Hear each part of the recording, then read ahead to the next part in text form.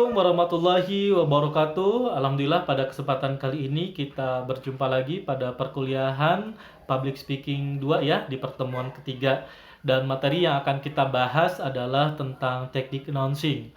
Saya rasa pertemuan kali ini sangat penting ya, makanya saya buat dalam bentuk visual supaya teman-teman nanti bisa belajar lebih maksimal, dan saya harapkan untuk UTS-nya nanti teman-teman bisa mengerjakannya dengan maksimal ya, sesuai dengan apa yang sudah saya sampaikan tadi.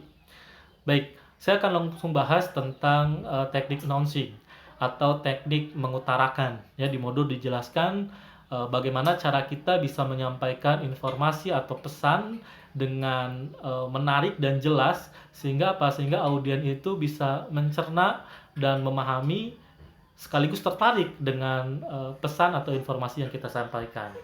Ya, di sini dijelaskan ya agar mudah dipahami dan menarik.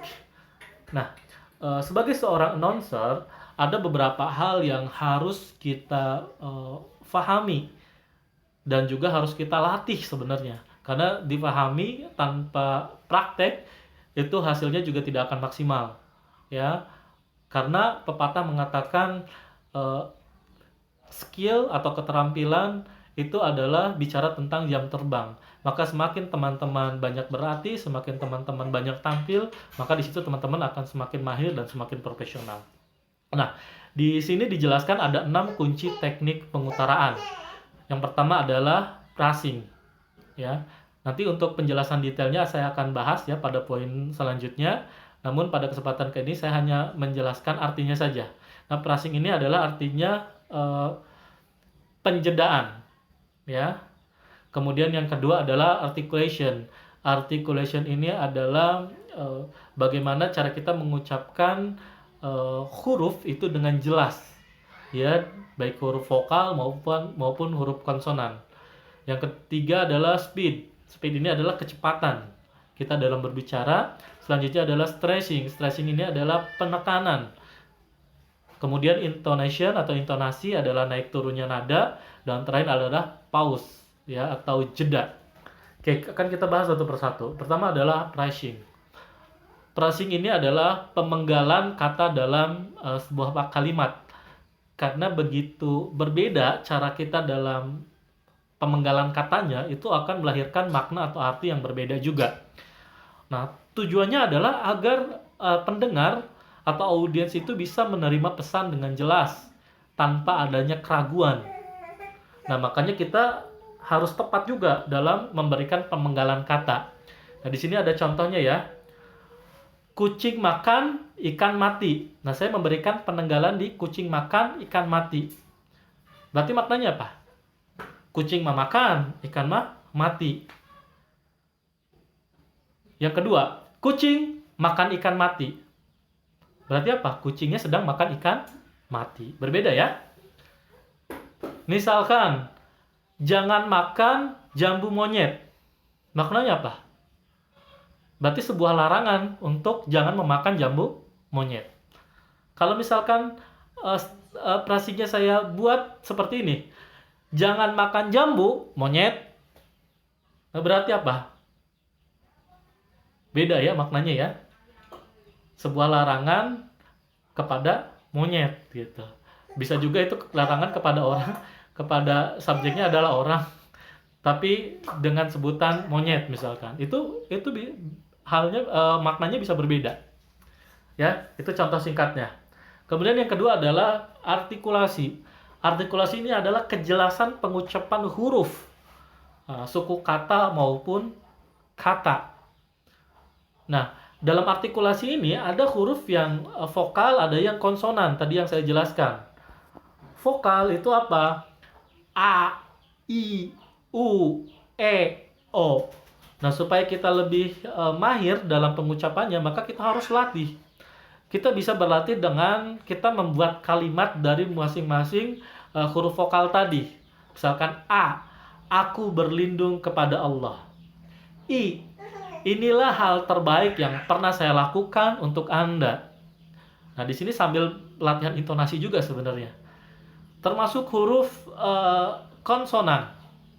ada beberapa huruf konsonan yang masih banyak seorang pembicara ya atau seorang penyiar yang hampir mirip atau kurang jelas misalkan.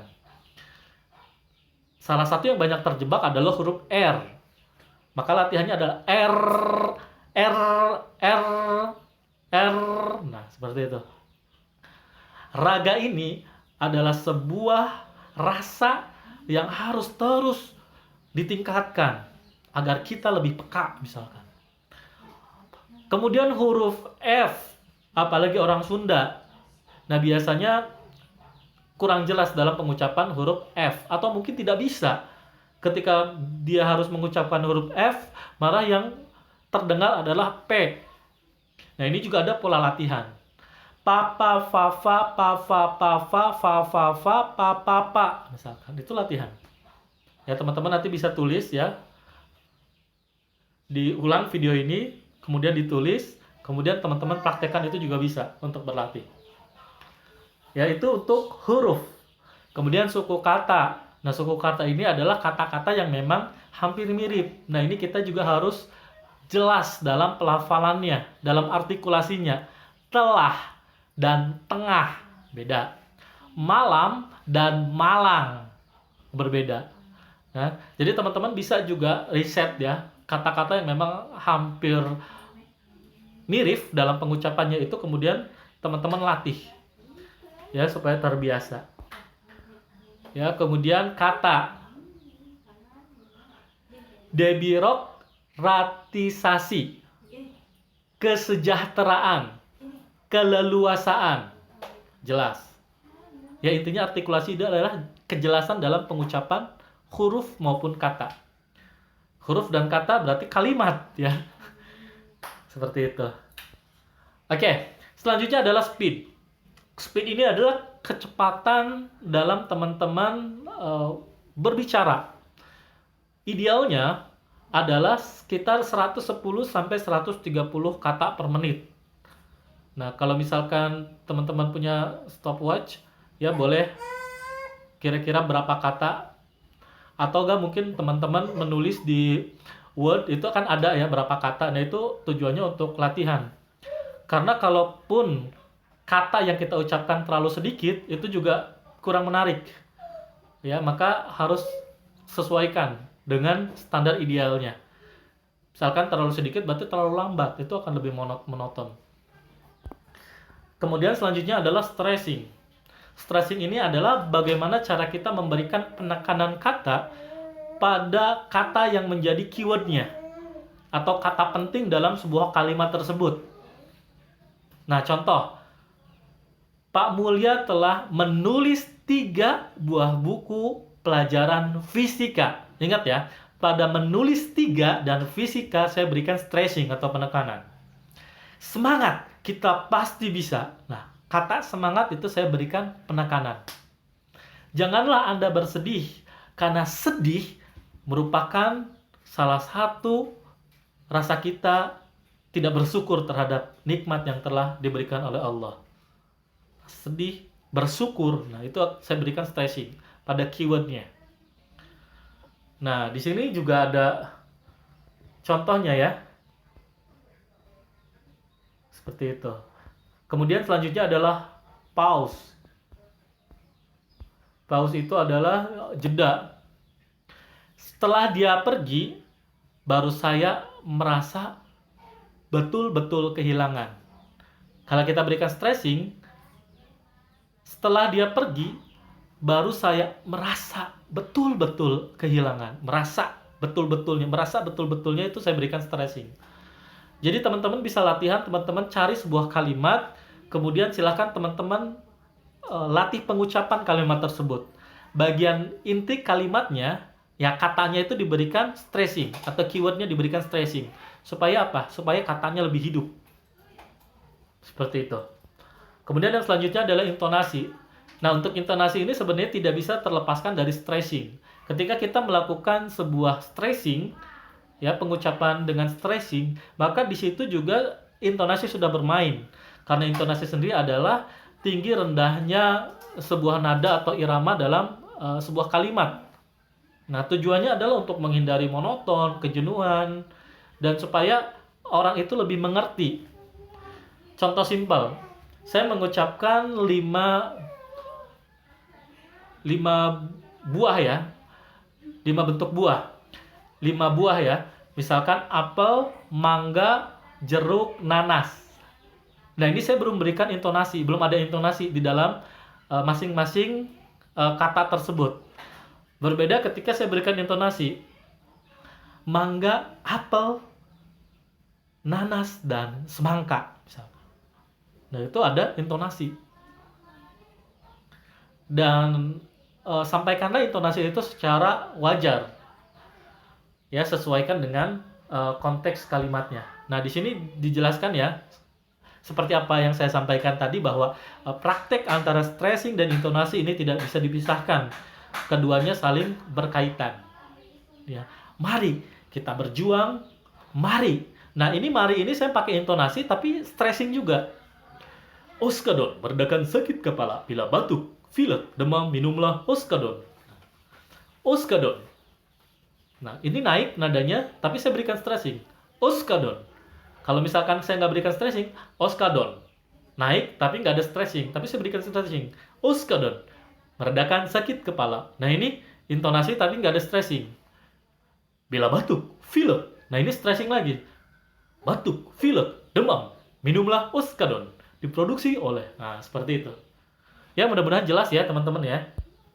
Nanti kalau yang nggak jelas, nanti silakan teman-teman tanyakan ya di grup WhatsApp. Nanti saya akan coba jawab. Kemudian yang terakhir adalah pause atau istirahat sejenak. Nah, istirahat sejenak juga menjadi salah satu poin yang penting ya.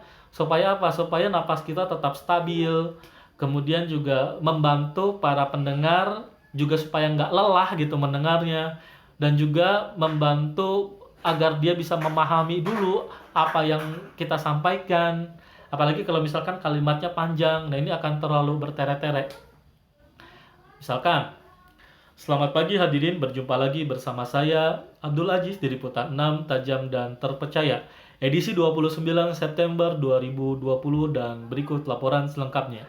Nah, ini saya gunakan pause.